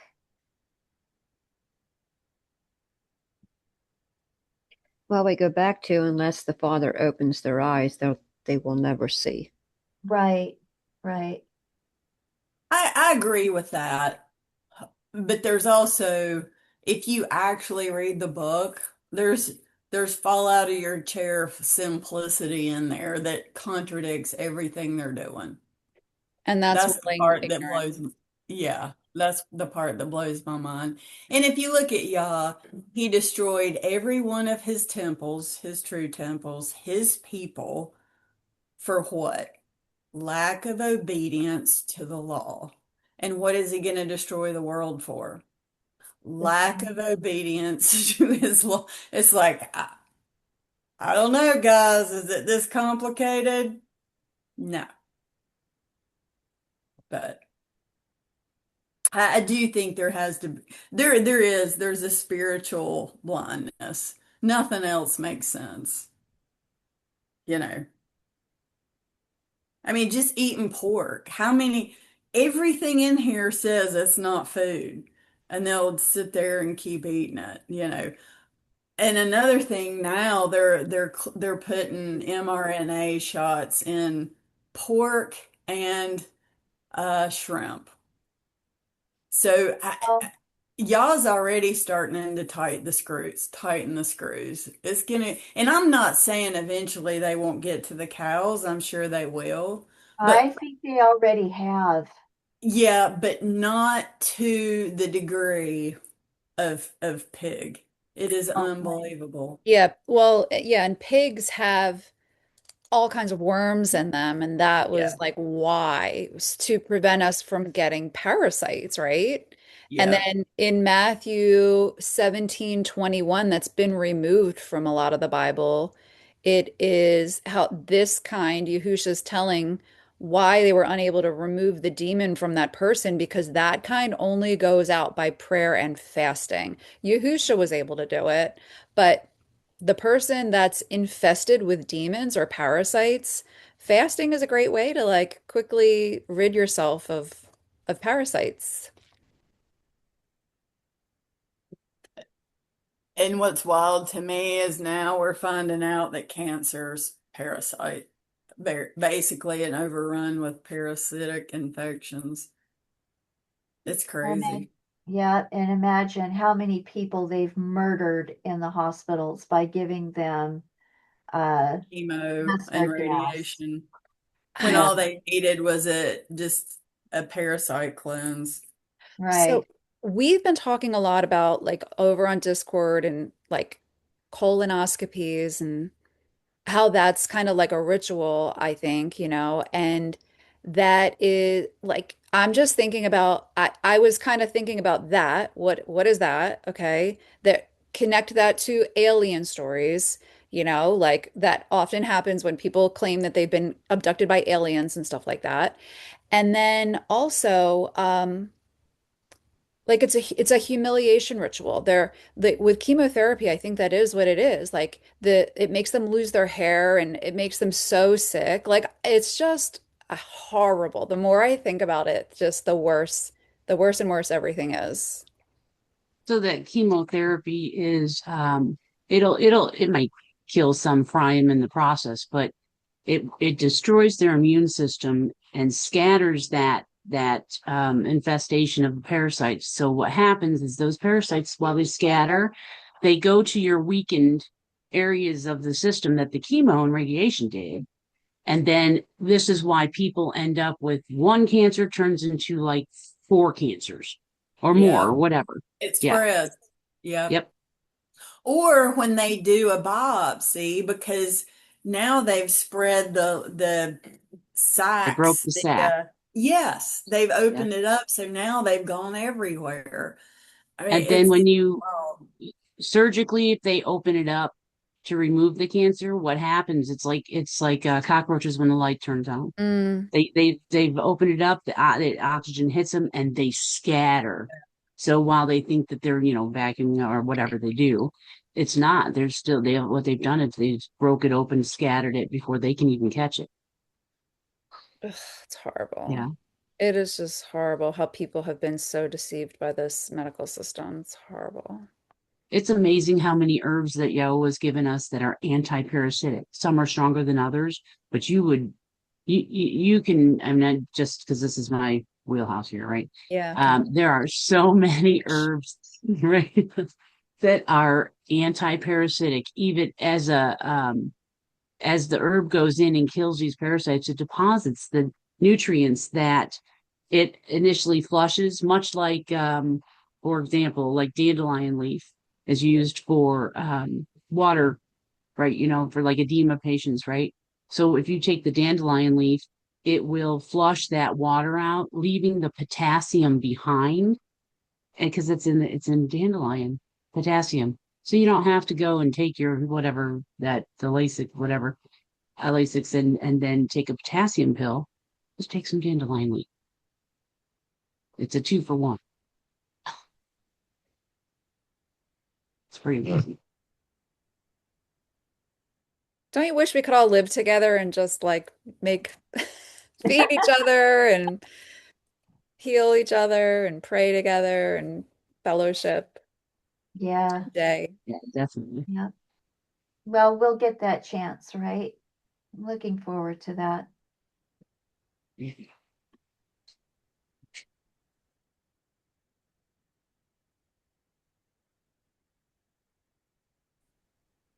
So I don't want to skip too far ahead. Where did we leave off? I think we were in verse 4. Okay. yeah. Anybody have anything? Not until really 9.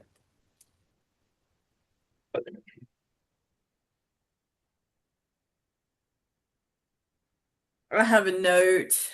This is from a long time ago, but verse 6, cut off nations, their fortresses are devastated. I've made their streets desolate with none passing by. Their cities are destroyed. There is no one, no inhabitant. It kind of sounds like, the cities that were already here in the United States. Uh, there's pictures of San Francisco, what, in the early 1800s, and when before anybody had moved out there. And they took pictures of cities, Tartaria, I believe. And there's nobody there. There's no horses, no buggies, no people, and it's in the middle of the day. I personally think Tartarian buildings are prior to the flood, and that's he's taught, he destroyed them, he's gonna destroy us, basically for what? Disobedience, the same thing again. But verse 6 made me think of those old pictures of all these old cities and nobody there. Yeah, I think it's interesting that I ran across a comment a long time ago under these Tartarian buildings about the coming apocalypse, if you will. And he said, if there's a place that you need to go. It's those buildings because they were built to withstand these types of storms. Wow. Yeah. That's true. I mean, wow, they really withstood the flood and everything. Yeah, when you consider that they're basically practically buried up to the neck, and all we're getting is the top portion of it. Right. Yeah, No, and who knows how many stories are buried underneath the ground. Yep. a lot. Well, then that's where they buried all the real high doorways. Yeah. Who needs an 80-foot door? Well, somebody did. It's funny. Well, it's also interesting too to see that some of those doors also had smaller doors built into them as well. So the little shorties can go through. Yeah, we couldn't even reach the knobs, right? Exactly.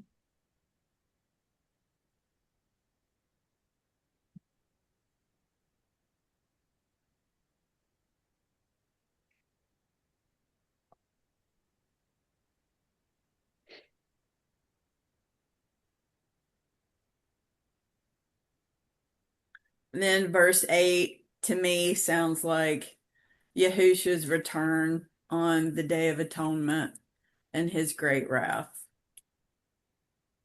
And he says, wait for me. And I'll tell you, sometimes we're just really, we're impatient, right? But it's like, wait for me to do my work, and then things are going to go. And I actually do have a lot of scriptures. So if you want them, I'll go ahead and give them to you for that particular verse in verse 8. I've got Proverbs 20, verse 22,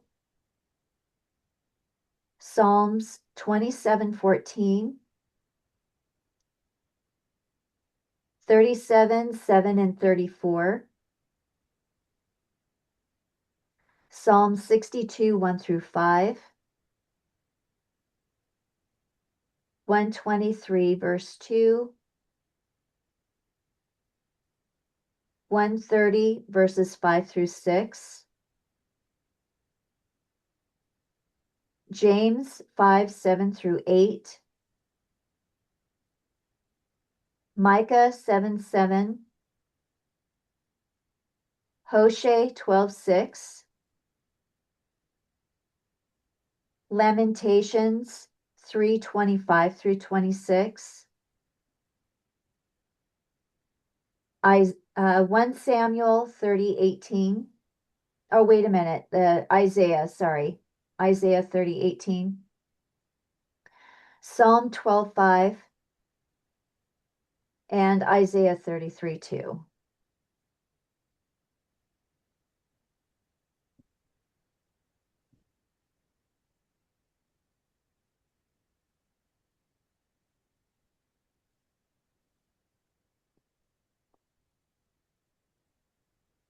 And then in verse 9, of course, I think it's pretty clear that he will restore to the peoples a pure language. So in the millennial reign, everyone will speak Hebrew. There's not going to be all these languages, that they may all call in the name of Yah to serve him with one accord. And then Jubilees 12, I'll just read this real fast. I thought this was neat. It's even in Jubilees. Jubilees 12, verses 25 and 26, it says, And Yah said, Open his mouth and his ears, that he may hear and speak with his mouth, with the language which has been revealed, for it had ceased from the mouths of all the children of men from the day of the overthrow of Babel. And I opened his mouth and his ears and his lips, and I began to speak with him in Hebrew, in the tongue of creation. And it talks about restoring the people to a pure language. So, of course, it's going to undo Babel, right? He's going backwards, and everything is bringing back the garden. But Mitzi, you said Jubilees 12, 25, and 26? yeah. Thank you.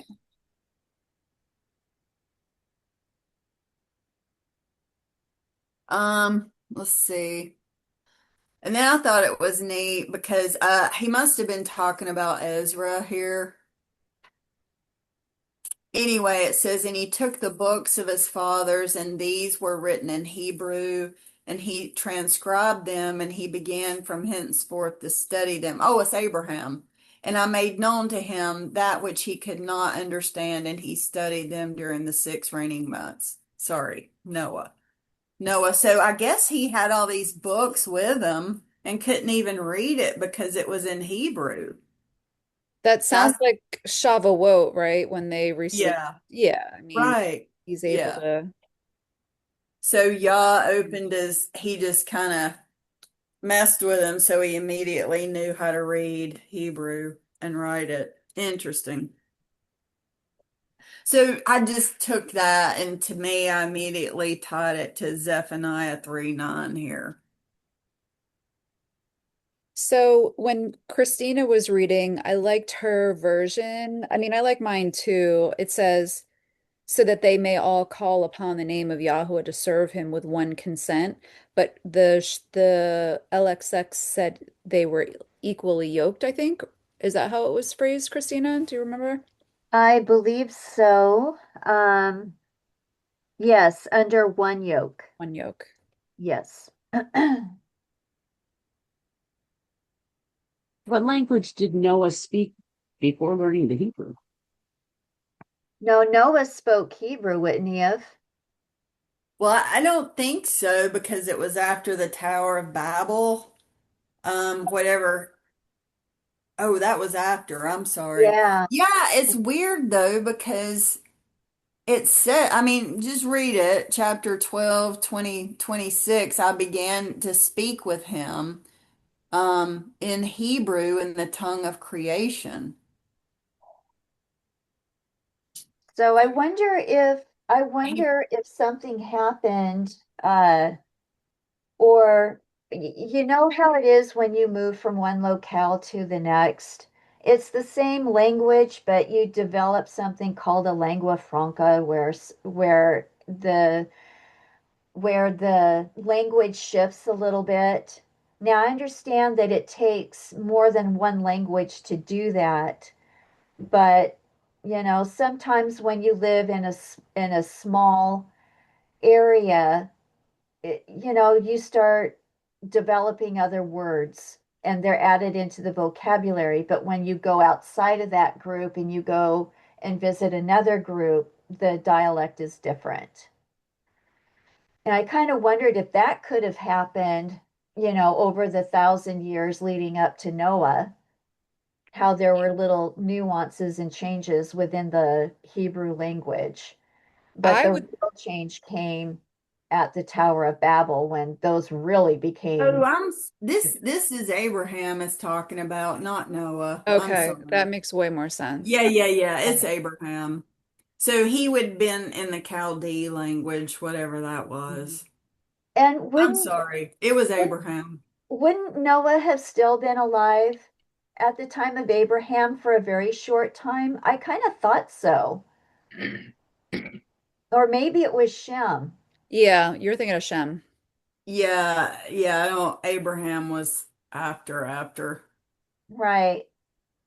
So But I could this be like you were saying, Christina, that there was a like they take the pictograph that was maybe originally used and then they moved to the a more modernized, right?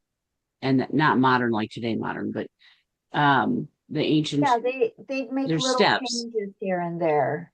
right? Because I'm looking at the pictograph. I don't know that I would get all the letters that I wouldn't see the really, oh, of course it's me, but but I'm looking at this graph and the pictograph does not um, necessarily look like the next step that they changed these. So that would make sense actually. Hmm.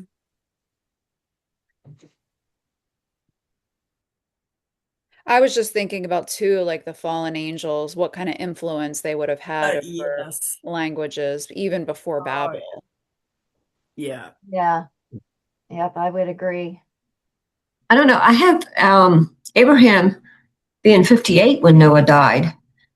Because I had Noah dying at 2027, and Abraham was born 1969. So unless I'm incorrect on my dates, he would have been 58 when Noah died. You But could be right. yeah. I can't say I know. I was basing that off of I like, don't think he knew him at all, though. You know what I mean? Abraham would not. In other words, his dad made idols. There's no way, I don't know, but he wouldn't have taught him Hebrew. Obviously, from here, he didn't know Hebrew, but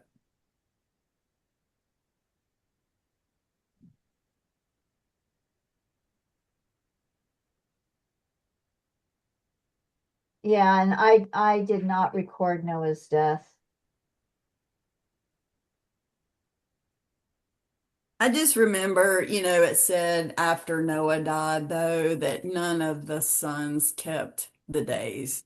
mhm. So Yah would have, once you're not obedient to Yah, your mind shuts down. They So, were even eating blood, so I mean, right, right. So nobody kept his ways. And then he started working with Abraham from the heathen, so to speak, to start it up again. It's pretty sad, isn't it? But that's more human nature. Kind of like when Joshua and his generation died off, that's when everybody just did what was right in their own eyes and the wheels came off. And that's what's going on in the world now. The wheels have basically been off.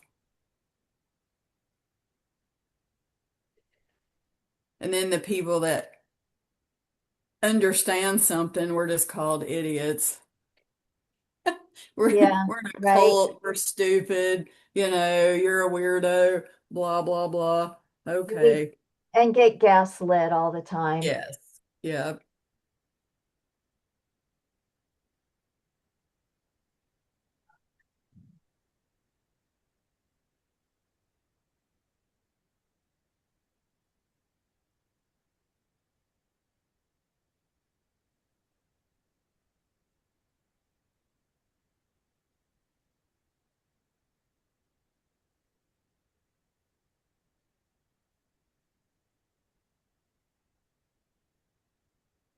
um, I was gonna skip to verse 12 unless someone has something else before that. No. I will also leave in the midst of thee an afflicted and poor people, but I don't know if it was Christina's version or if I just noted this down from having looked up the word in the Hebrew, that the word afflicted is the word meek. And I feel like that's a way better translation. Basically, a remnant of meek that have humbled themselves and And that's what strengthened. the Septuagint says, I will leave in you a meek and lowly people. That's better. Yeah. Right. And of course, they would change it to oppressed, but that's not it because it's the meek who inherit the earth, Mhm. not the oppressed. I mean, yes, they're oppressed, but Yahusha makes it clear that it is the meek who inherit the earth. And I believe that's Matthew 5:6. Yeah. And no one will make them afraid. Verse 13, they will truly be in peace and safety then. And then verse 15, he talks about casting out their enemy. And I love this. The King of Israel, who is Yahusha, of course, is in your midst. So obviously he's going to be right there, and he will, and he's going to dwell in the temple. And there's another little contradiction to Satan's little season. He never moves from there. He doesn't go off and hide some strange place.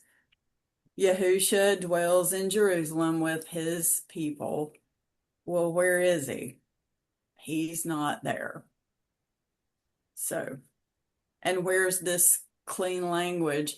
Even the squatters don't speak correct Hebrew. It's Yiddish. Yep. German, German form Yeah. of Hebrew.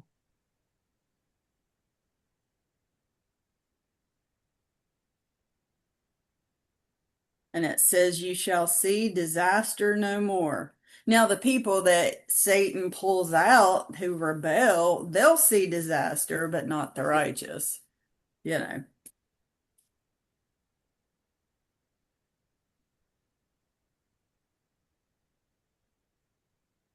And it says it again, verse 17.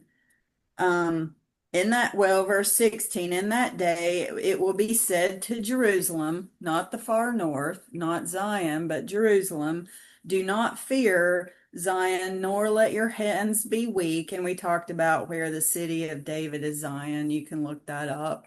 It's right outside Jerusalem. Yahweh, your Yahusha, your Elohim, is in your midst. The mighty one will save. He will rejoice over you with gladness. He will quiet you with his love, and he will rejoice over you with singing. He's literally going to sing to them. Could you imagine? We don't want to miss that. Oh, yeah, no kidding.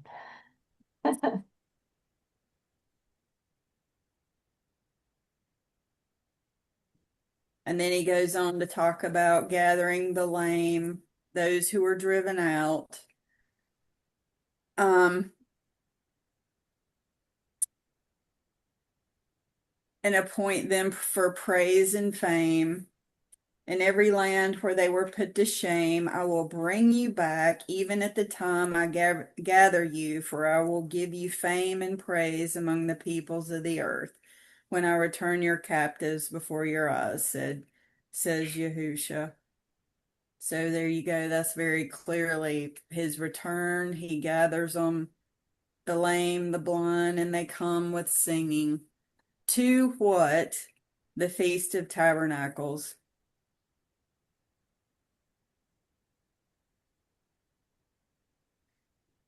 And And it, that's when, yeah, oh, sorry, go ahead.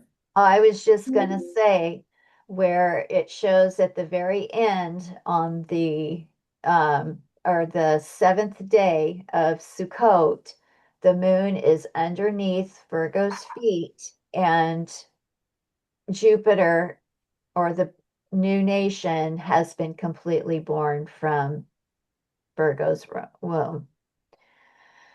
And Um, verse 18 even talks about the appointed assembly, which I believe he is talking about the Feast of Sukkot. So, Yep. real quick, back to verse 17, where it says, "He will rest in his love, he will joy over thee with singing." I think when Christina read it, it read fasting. I'm sorry, not fasting, feasting, not singing. Yeah, as in the day of feasting. You shall refresh, Hmm. okay, and shall refresh you with his love, and he shall rejoice over you with delight as in a day of feasting. Surf and turf, Yep. Leviathan and Behemoth will be served, but I bet he'll sing too. Yeah, they'll be singing. They'll be singing for Yeah. sure. Yeah. Um, it is a little after 2. I just want everyone to just be aware of it. But I think, I mean, clearly verse 20 is talking about a second Exodus, which we are still waiting for. At that time, I will bring you again. That word is inserted, but I will bring you even in that time that I gather you, for I will make you a name and a praise among all people of the earth. That hasn't happened yet. When I turn Nope. back your captivity before your eyes, saith Yahweh. Yep. I have never heard Israel ever be a name for a praise. I've Among never heard all the it. people of the earth. Right. No.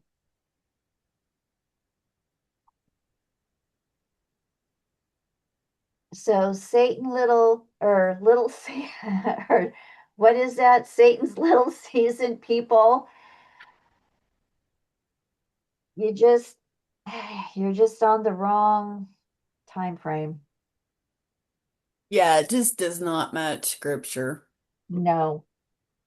And yeah, I mean, It doesn't match scripture. I can see where they're getting it. I mean, it's not like I can't see their proofs, but there's clearly some things that have not happened that need to happen. Major, major things. And we do have the key of David, which is the priestly order, which tells us exactly where we are. We do have a little time left, and it's more hopeful. I mean, we're not trying to bash anyone for being deceived, but there's a lot more hope here that we are in the season that we are in. And who wouldn't want to walk out in the millennial reign and actually live for however much time Yah allows or allots for us to live in shalom and love for one another and actually have a righteous king over us? I mean, I would want that. I would want to experience that and not just jump and miss all of that.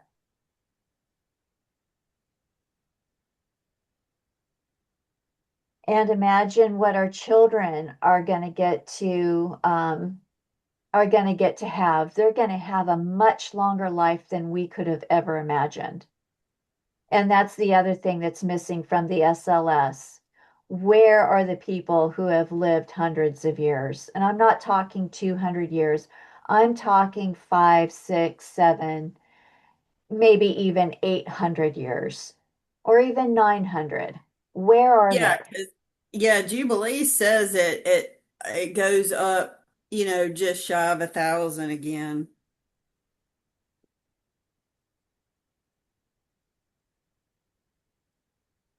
Yep. All right, y'all. We'll go ahead and is there anything else real fast to give everybody a break before 2:30? Dominique has a question. She says, do you think Noah's sons, when they got land, how do you know none of them got some of the land beyond the ice wall? Yes, the land is hidden to us, but what if Noah and his family knew of the land and it is said to be as big as if not bigger than the states? Don't know. When I was going through Jubilees, it doesn't mention it. Um,